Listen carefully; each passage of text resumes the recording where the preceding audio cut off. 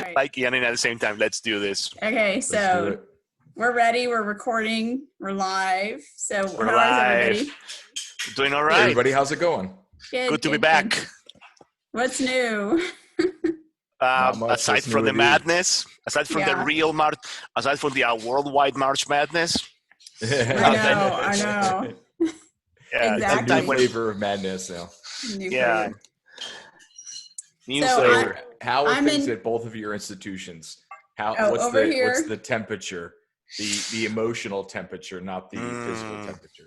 I don't know. I'm getting emails from people asking how to teach online. And so I've actually created a lot of content and I'm just blasting it out. That's what I do. Create and blast. So that's my approach. How about y'all? Well, in my case right now, the university already put us on, we'll actually be grounded in terms of international travel. So no patrol for me for the next 2 months. Wow. Right now we're kind of playing it out on a day-by-day basis to see what's going on, keeping reports. They're already telling us to start envisioning the possibility that we might have to move things virtually. So we're assessing it right now. Personally, I'm assessing what's going to happen with my undergrad and my grad classes. I'll talk to them tomorrow and we'll see. With my research lab, I already sent them a detailed memo that I shared with Peggy yesterday, where I basically told them these are the measures that we're going to take in case the university says go virtual. We can be ahead of the curve, and we already have our architecture very well put in place with different back channels that if we cannot meet in person every week, we can still do Zooming and we can still continue our work through our different back channels and storage clouds and all. Mm-hmm. How about you? We have, so Thursday, today, Thursday we had a test drive of distance learning, and so our new president basically said we're gonna meet virtually Thursday. Tomorrow is supposed to be classes as normal, and then next week is spring break. And so we have been trying to figure out what's going on.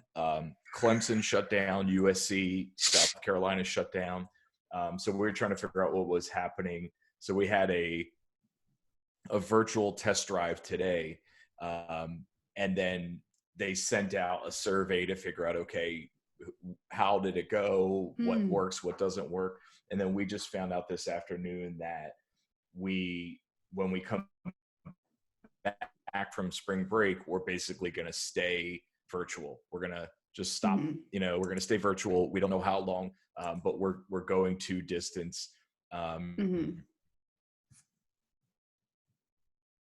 It's interesting though, because, when I knew this test drive was coming, I basically, I had class Tuesday and Wednesday. So I've got like a Monday, Wednesday, and a Tuesday, Thursday group. So I saw my students, some of them on Tuesday and then the other class on Wednesday. And I basically went in and said, okay, my technology class, exactly what you both indicated. I think we're fine. I already have hybrid components built in. I think that through the infrastructure I normally use in my classes, it will just keep doing what we're doing. And I'm not really that concerned. There are some things that I won't be able to do that I'm a little bit upset about. Like I like to do exploratories and make my students play with virtual reality and put on like an Oculus Rift and see what that means for teaching and learning in the future. I can't do that. And then my other class, I went in and the same thing. I said, look, we will figure out how to make this happen given the tools and the infrastructure we already have. But, and I said, I don't know what the next steps look like, but basically I'm preparing for as if this were the last face-to-face class we'd have, and I basically, I will put it out in a blog post, but I said to my students, like, number one is your mental health and your welfare and your family and friends. And then number two, let's go back to the goals and the learning objectives for the class. And let's talk about what I wanted this class to be. And you have agency. What did you want from this? And we had a nice talk for an hour and a half and said, okay, here's the goals. Here's the objectives. Here's what I want here's what the students want, and let's decide what's an achievable goal for the remainder of our time. Mm-hmm. So it was good to have that discussion. Thankfully I could have that discussion, but that helps me reframe what I want to do. Right. And actually, I want to pick up from what Ian was saying, and I like the conversation you had, because I'm always concerned that these shifts to virtual are kind of like, okay, you have to move now, and that's what I'm seeing everywhere. I mean, I keep track of everybody, what's happening in the States and everywhere, and it's kind of like, okay, you got now, then there's the spring break, and then boom. Right. But then, okay, what does it mean to hybridize the class? I mean, I know we're in a hurry. I mean, nobody is diminishing the magnitude of the event. I mean, it's a pandemic, so we have to take it seriously. But I think these transitions we have, just because we're in a hurry doesn't mean we have to rush them. And I think that's the part that worries me. Well, it's also, let's move in a hurry, and this belief that we can just turn on a webcam and it's going to be fine. Like, there's no difference between me sitting in my classroom with 25 students and me sitting on a Zoom with 25 students. And there's also this mindset that not only is it easy to flip on a webcam, but we can do everything we were already planning on doing. That we don't need to make the class skinny. We don't need to, scale down or scale up or change what we're doing. We can just steadfastly march off into the remainder of the course. And assuming that all students, A, won't have any other issues they have to deal with, B, won't have any family issues, C, have access. There's this belief that all of our students have That's a big perfect issue. rose gold MacBook Airs. I hear you. Right. Or even a phone. That's right. Right. So how do we and deal that's with that access? that's the situation. Because I was comparing, and again, as I mentioned earlier, I'm analyzing how I'm going to proceed with my classes, but also how I'm going to proceed with the normal operation of my research lab. But when I look at my lab, I look at all my students. They'll have the basics. They all have laptops. They all have headsets. They all have, most of them, they have the laptop with webcam. And again, I cannot forget the fact that there is a third of my team are gamers. So just by default, a third of my team is ready for a situation like this. And they're the ones who are going to help me figure out the rest. Because they already got, I even told my team, everybody effectively immediately must download Zoom. Just in case, just to be ready for the contingency. But it's a smaller, I'm working with five students, 3 students, another 5, and then the extended team is like another 6. But it's a small amount. And again, these are students who are trained in literacy. They're trained in discussing research and trained in digital literacy. So they're savvy. They're media savvy. Yeah, they got a head start. Yeah. That is not the case in every school, and that is not even the case here. Like right now, even the question of should we even think about this? It's a problematic question because there are issues of access, there are issues of connectivity. And it's not the same. It will never be the same, even though students are always reading stuff from their tablets or their smartphones these days. We know what the research. We have the research that reading from a big screen or a 14 or a 15-inch screen is not the same as reading from a 7-inch screen. Yeah, the research says it. Ian has done some of that research himself. And we have the evidence. Exactly. Ian is one of the people has been part of that. Has been part of that movement for already. Yeah. Yeah. And I'm starting to question, are people following that particular research that says there are changes and difficulties? And are we even going to consider that? Well, do you think it could widen that gap in terms of, access, equity? Like you said, I know students who do their entire class on the phone. And so that must be difficult. It is difficult. I see that. I see how they struggle when they read. They do it, but I see they struggle when they read. and it's not a generational thing, and it's not a millennial, centennial, generation Z, alpha, beta. No, there's nothing, or bring the Cyrillic alphabet just because we're running out of letters. No, this is much bigger than that. This is about, okay, that reading, I mean, doing things online requires a particular set of skills. And the question is, how many of us in general, students and faculty alike, have all the training to get that done? Let me jump in. I just made a little tip sheet, like nuts and bolts, how to be an online student, but that makes me think we need a tip sheet on, or micropaper tip sheet. Well, but like how to read online, how to digitally learn. I mean, really drill down. Even something as simple as, how do we read online? Yeah, how do we read online? How do we read? Something as simple as, how do we read in something? And again, as somebody say, as simple. It's this tip of the iceberg thing, because there's nothing simple about it. Again, the research has already proved it. How do we read online? How do we read on screens? What does it mean to make the transition from paper to screen? Right. And I think, again, and we need to have these things in place.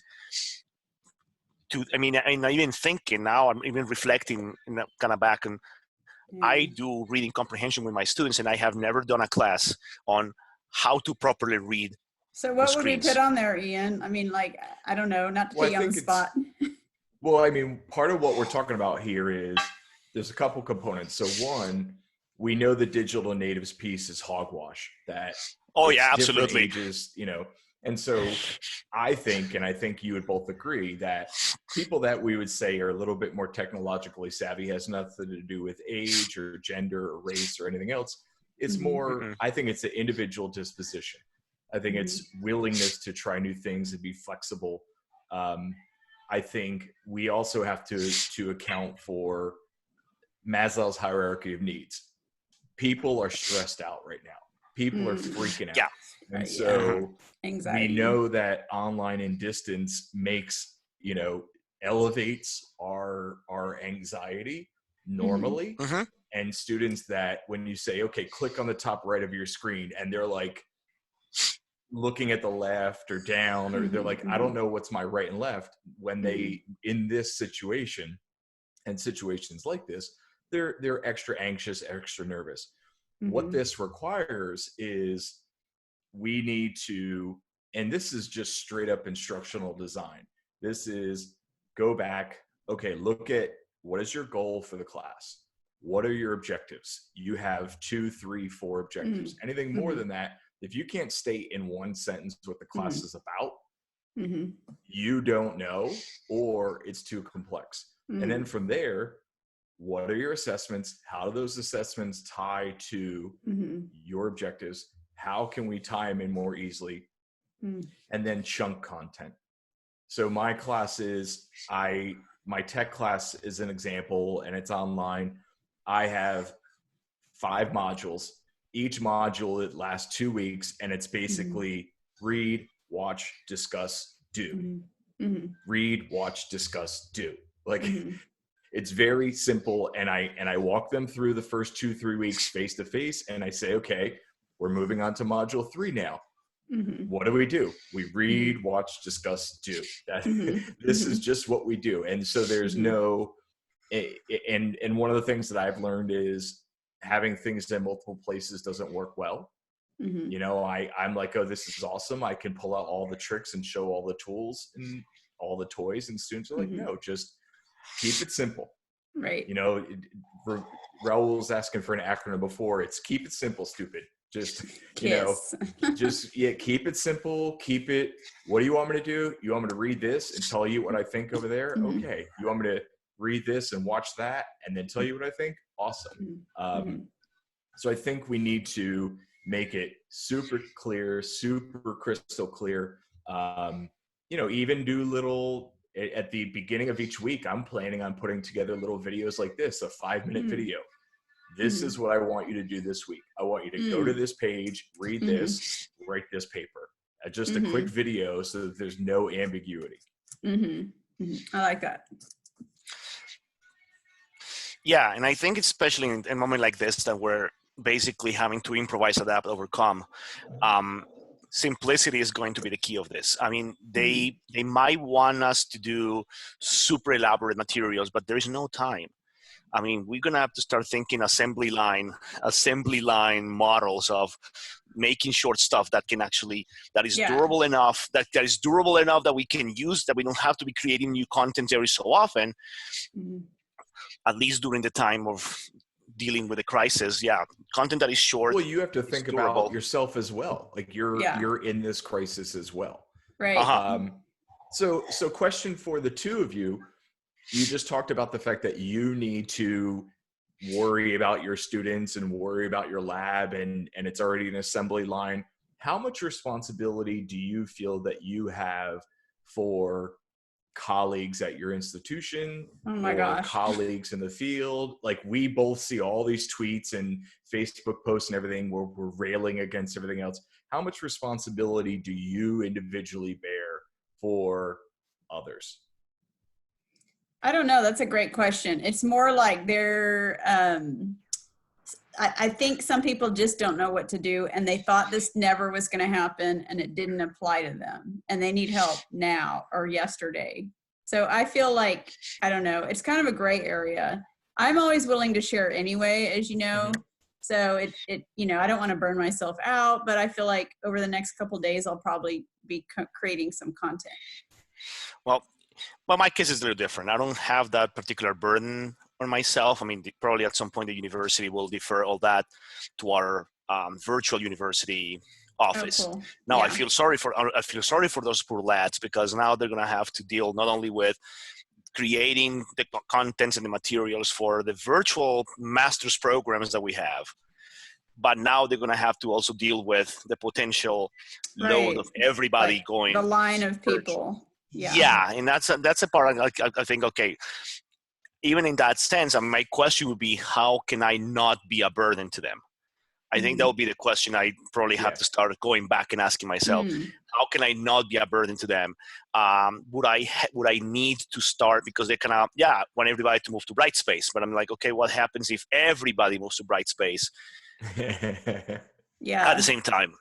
When Brightspace, and some people are still learning, and it's not the normal learning curve. This is not necessarily an indictment on any of my colleagues in that sense. It's that everybody is learning, and we all know, and this is the other thing that we have talked about and we have written about, is the learning curve. Yeah. Every app, every software, every platform has a learning curve. Yep. And this is the time where I think institutions will have to be very flexible in allowing people to go off the grid from from the institutional platforms, and maybe seek alternatives that may have less steep learning curve. Because, I mean, I'm thinking, for example, Google Drive. Google Drive gives you, has possibilities where you can do so much without going out of your way to have to install things and move things around. And I think some people who are not necessarily the most tech savvy have to start looking for those simpler platforms. And universities will have to say, as long as you can continue delivering your work and you can submit your grades on time, if you cannot use this platform today, it won't be the end of the world. We'll accept it, we'll allow it. Because if you start asking, and we're a small university, we have like 1,000 faculty members, something like that. It's just very small compared to the big, research one, for example. But still, that is a lot of bandwidth to have to deal with when you have. That's a good point. Because when you have a class, okay, fine. So how are we going to play this out? Are we going to just continue with the class period? So I'm going to meet my students at 12. Yeah, but I'm not the only person teaching at 12. Yeah. There could be 50 professors, 80 professors, 100 professors. In all those directions. In that multiply it, so it's like let's say 100 professors in every class, an average of 15 students. That is 1,500 people accessing the platform at the same time. That is going to cause a potential collapse of the system. Yeah, and I don't know if at what point people have thought about No, because I mean, it just started crunching numbers again as we do in our one webinars. Things just start popping up, and I started thinking of the numbers, and I realized, well, it's difficult sometimes even for administrators. I'm even thinking about the tech office, Mm-hmm. and when they have to handle the cases, and then and that's the part that also, I mean, institutions have to also think about how are they going, what kind of support they're going to offer Right. to the people in charge of the technology of the ICT offices on the universities, the virtual offices, and the people who are in charge of computers, technology, connectivity, because now things are going to multiply. So now you're not just going to have to deal with one case here, one case there, but you're going to have to deal with 50 cases in every school. Multiply that. It's going to escalate. Yeah, and people are like, I'm in front of my computer now. Where are my students? Yeah, exactly. And your students could be, I mean, for the computer now, where's the teacher? Yeah. Yeah, doesn't it just work? It's so one of the things that was interesting to me is, so today we had our test drive of our digital learning or hybrid learning or whatever, distance learning day.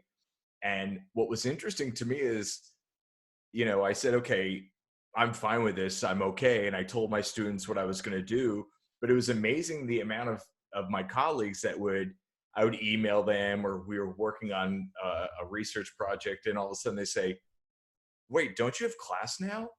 And I'm like, what do you mean? And they're like, don't you have class now? I was like, well, I normally would, but everything's online. And they're like, well, aren't you? And two of them were supposed to come into class today, and then it was canceled. So they're like, last night they're texting me like, oh, like, do you want us to like come to your office or whatever? I was like, whatever. And then I was like, oh wait, you think I'm going to still show up at a certain time and video conference in? I'm like, once you go online, you have synchronous and asynchronous time. Like there's chronotopes. Right, like, right. There's now there's no need for me to show up during this 1 hour, you know, that all the students are going to show up. I'm like, they know what they have to do. They know what they have to do. They know how they have to do it. They know what the expectations are and how to get in touch with me. Having them show up for an hour and sit in front of a webcam and stare at me, I don't know what we get from that. Yeah, what do you both think about that? It's got to be really purposeful for the live sessions, and you really have to know what you're doing. Absolutely. Yeah. And even that, because I was just thinking about that, the whole synchronous, asynchronous, and how that's going to work. Right. How do you decide what to, yeah, how do you organize, because that's the other thing, how do you organize that at an institution-wide level, so that not everybody ends up, because there is a chance that out of convenience, most people will take the same time slots for asynchronous work on the platforms. And then there's a chance that, what's convenient for me is doing it at 8 a.m. But what if everybody feels like 8 a.m. is a good time? Because that's the time I just kind of like, I took care of the children. I sent the dogs away to daycare. I did whatever I had to do. Now I have no, because we have to factor in children and dogs are part of the equation. Yes. And then at 8 o'clock is a good time for me, because that's the time where nobody's bothering me. But what if it's everybody? Or a big chunk of the faculty think 8 o'clock is a good time because nobody's bothering me. Or what about in the evening? And we know that sometimes in the evening it's a peak hour. That's a peak hour worldwide, because most people are at home. But that is going to affect bandwidth. That is going to affect connectivity. So even in that sense, there has to be a sense of organization. And for me, for the synchronous and the asynchronous. Well, if I was going to have a synchronous class meeting, like I said, you know, I asked the students, once again, going back to agency, I said, is this something you want? You are my customers. Do they need it? Do you need? And they're like, they're looking at me like it's a trick question, like a gotcha. They're not used to that. But it is a trick question. But it is a trick question, Ian. It is a trick question. Like, if you tell me you don't need this, I said, I am available 24/7 pretty much via Google. That's what I kind of say. Yeah. I'm on this Google Teams. Hangouts. You can text me. You can send me a video chat. I can meet one-on-one. What I'm going to do is I'm going to set up a open office hour. And that I will put during the time and the day that I normally would have class, so I don't overlap with others. But I'm like, no, I'm not going to sit there. And they agreed. They're like, there's no purpose in us sitting there during our normal class time and staring. Maybe smaller groups would make sense, but I think there's a better a better pedagogical decision that could be made about time and grouping. Yeah, just in time learning. Yeah. Yeah. Oh, good. So I got one more question for the two of you. Okay. You have other questions? No, I think we're done with our list. This is academia in the time of coronavirus, by the way. I don't think we have covered the third question, but let's get to Ian's question first. Sure, go for it. Oh, so right. well, I mean, no, what was the third question on there? I can't move my mouse anymore. Oh, it's the question I came up with that kind of generated the title of today's chat. What will academia? You go for it, and then I'll go. The question is, what will academia in the times of coronavirus, again, with a tip to Gabriel García Márquez for the inspiration, look like in the middle of the pandemic that has physically isolated us? And let me just give context. I'm a hermit. Let me give context. We have noticed that conferences are dropping like flies. Oh, yeah.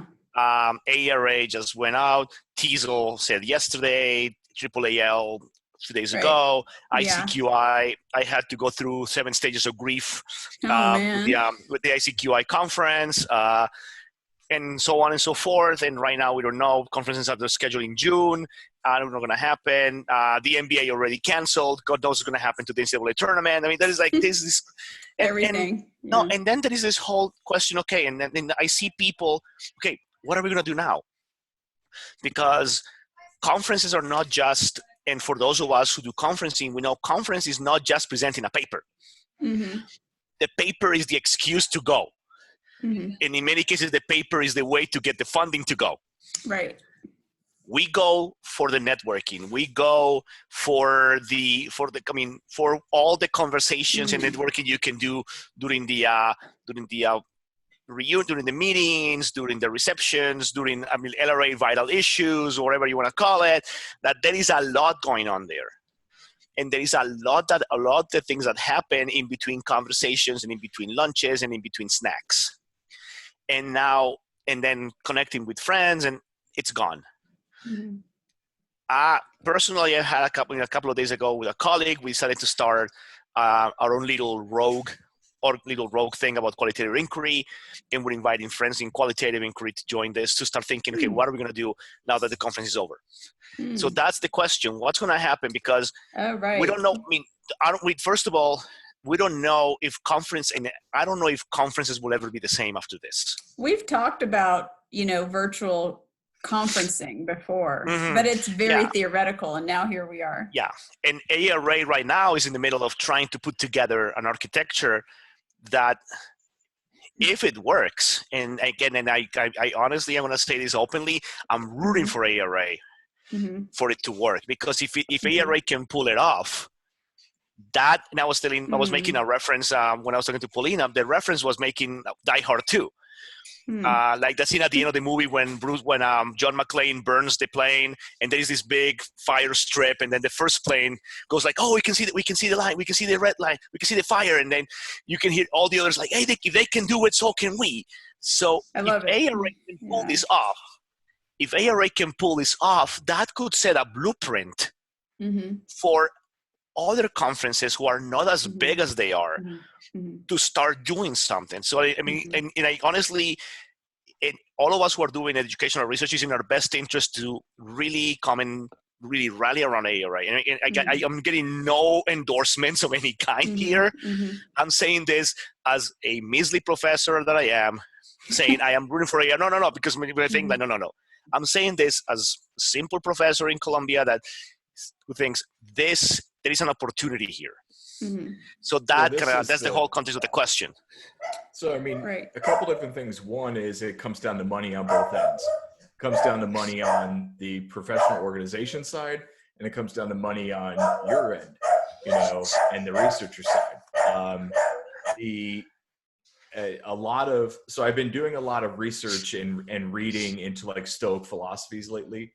And one of the things that one of the authors says is that, when the poop hits the fan, some people look at it as an opportunity to re-examine and redefine and develop new ways. And some people just sit there and go, oh, poor us. How do we get back to the old days?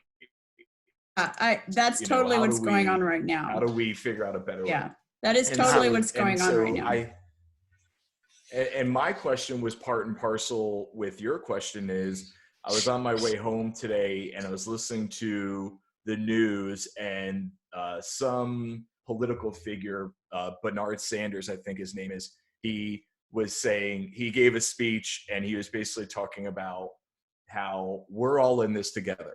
And if your neighbor gets sick, yes, you're going to get sick if you go help your neighbor. But if your neighbor loses their job, you're also going to be hurt. And so we're all in this together, and we can't view this as like we're all going to get very isolated very quickly.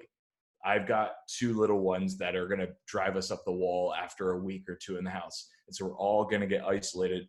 So what are ways, and is it important in this time period?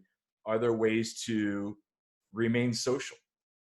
We know that social media doesn't really make us social. We know that it may lead to, I'm not going to say depression, but are there ways to have regular Zoom chats or go on Facebook Live one day and be like, hey, we're going to have a dance party or something? Like, are there ways to bring people together, use these tools, and even your students? So aside from the content, the curriculum, are there ways to engage and have the fun in between times? And is that important?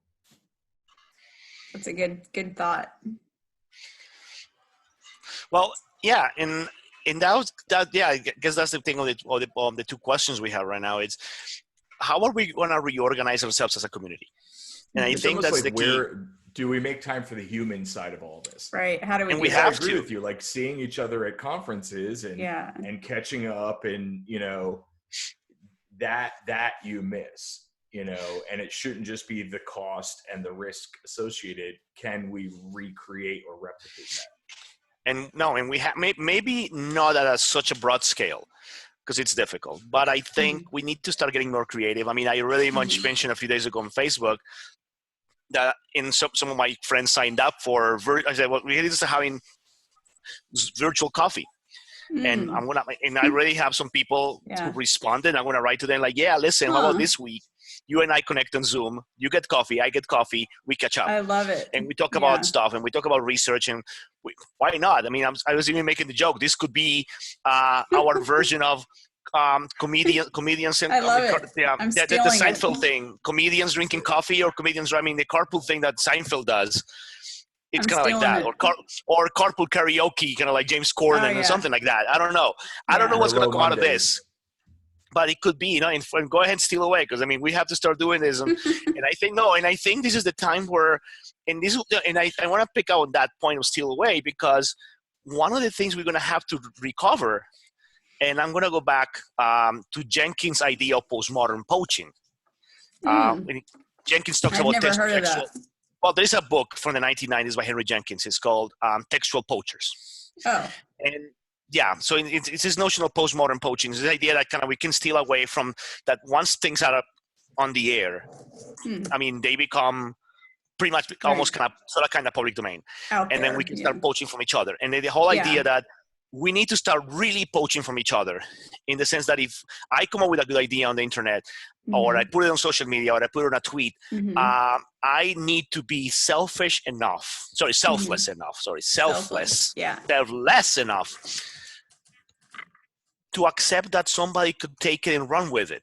And that I'm not going to start saying, oh, you have to say Mora 2020 because I said this on the OAC chat. No. That if I put it out there and someone thinks they can run with it, then run with it, and let's start having these little pockets that really, I mean, in all my work, and you guys know it, it's been all around grassroots and guerrilla warfare, in the sense of we have to have little pockets of resistance in order to get things done.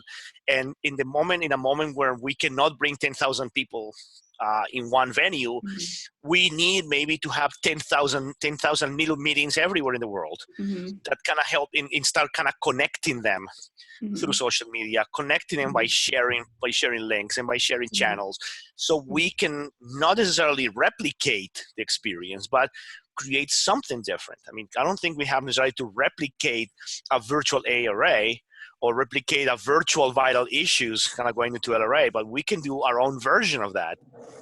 Where, yeah, maybe it's having Zoom coffees. I mean, Zoom coffee every now and then.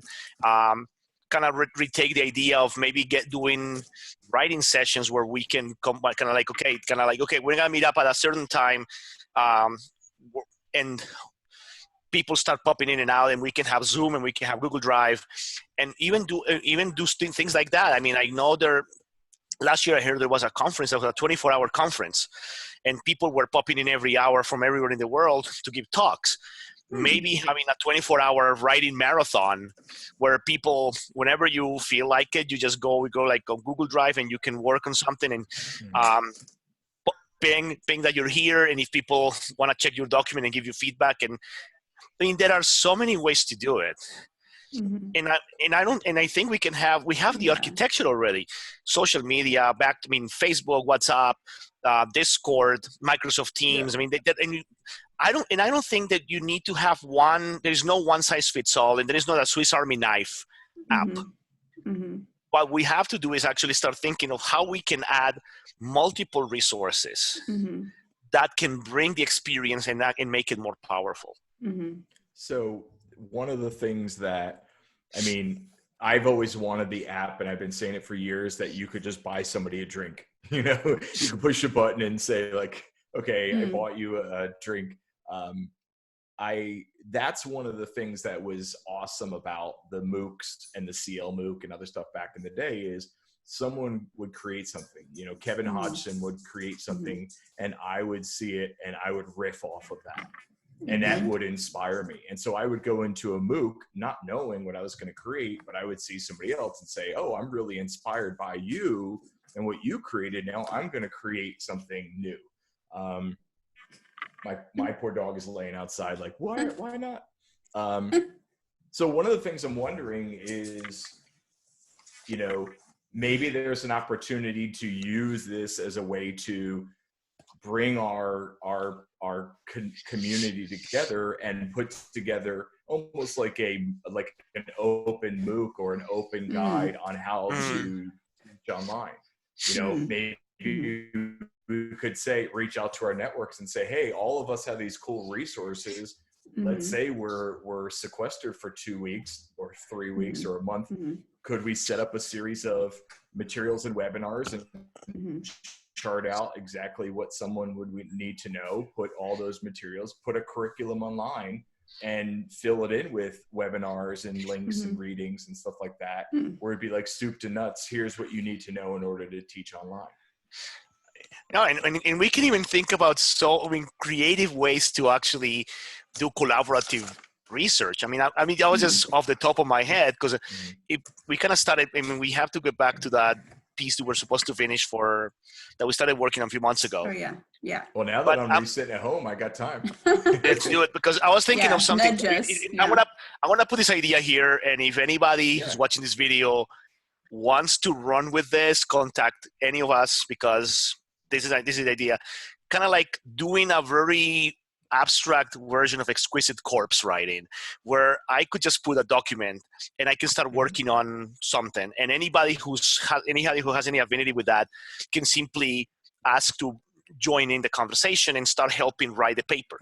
I mean, together online, we could have a conference. K-12 online in the past, they developed, you'd put in a proposal, they would get reviewed. If it got accepted, you had a certain number of weeks and you would have to submit a video of your work, and then they would take those videos and review them, and then they would, you know, and it could be papers, it could be anything. So and then you would have a certain period of time you'd have to show up and present in Hangouts and stuff like that. So I mean, you could build an online absolutely, and I think that's the way to go. You know, worthwhile. No, and that has to be the way to go. I also noticed that Dieter was sending around a note about Nectar and saying she had interested in going after an NSF grant. Maybe that's what she was talking about, rebuilding NCTE, the research thread, into an open online conference. Oh, with some wow. funding to do it. Great. That sounds interesting. I look forward to that. Well, Me too. well, let's wrap up in a little bit. What was your question, Ian? Well, that was the same one. Is there a Yeah, way we just gotta, we were discussing it for the past few minutes. Yeah. Yeah, I mean, is there a need to? Is there a way to? Should it be a focus of either in our classes or just as a community to identify ways to use digital tools to bring us together to be more human, as opposed to researcher, educator, learner, stuff like that? Like, it's, some of the fun stuff, so that we don't feel so isolated, so we don't feel so alone. Is there a need for that in your class or more broadly? Yes. Yeah. I mean, ever since I learned about community of inquiry, the whole idea of social presence is crucial. So how do you do that? Online, hybrid, whatever. Yeah. Social presence is a key, crucial component. Yeah. Absolutely. No, and I think we have to keep these conversations going, because and I think even in a way, keep these conversations going and keep, the creative juices flowing is part of the solution. Because right now, I think like a lot of academics are feeling really isolated and and there is a lot of feelings of, disappointment, and people are bummed because travel grants got thwarted, conferences got canceled. And we're in the middle of, okay, what do we do? I cannot grab my bag anymore. I cannot fly anymore. What do we do? And at some point as academics, we have to go back and think. I mean, our job is to think. Our job is to think. What we're doing, in grading and all that is what we're doing. What do we do while we're not in the middle of that?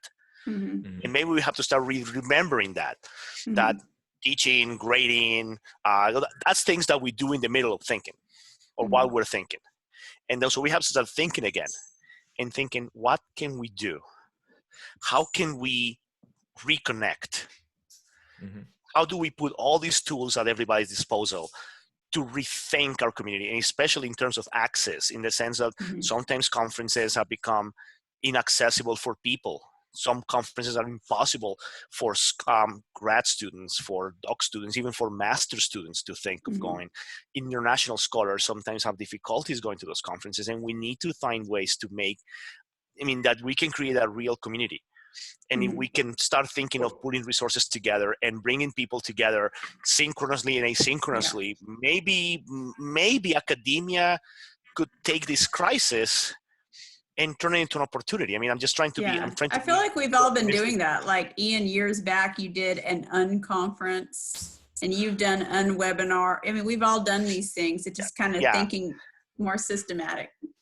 Yeah, if you had the rigor and there was a lot of value and you could get buy-in from people, I think there's also from an innovation point of view and a community point of view, I think the other nice thing about that is you make the experience a little bit more friction-free. And so I think we all have had discussions about, well, maybe this organization's not quite for me and I'd like to try out this one, but there's a lot of cost involved. Time, money, changing your gears. What if there was a way to say, okay, this one conference, I can go and sort of like sit in for a couple sessions, and I can speed date a little bit with that community and say, oh, well, this is what you normally, this session is normally what you do. That's kind of cool. Like I want to, maybe next year I'll go there instead of going to my other groups. So I think the ability to make that serendipitous connection with the conference a little bit more friction free is beneficial. Yeah, exactly. I love it. Well, anything else you want to add? I know we have lives. No, I'm good for now. I think we can, I'm good for now. But just to tell everybody in the crowd, the OAC is back. So Peggy, what if you're sequestered over the next week or two, Peggy, what will you be doing that's not part of academia? What things will you be doing for fun? Oh, like hanging out. Okay, dog. My parents live 2 doors down. Yes. That's part of my routine. Probably try to exercise more.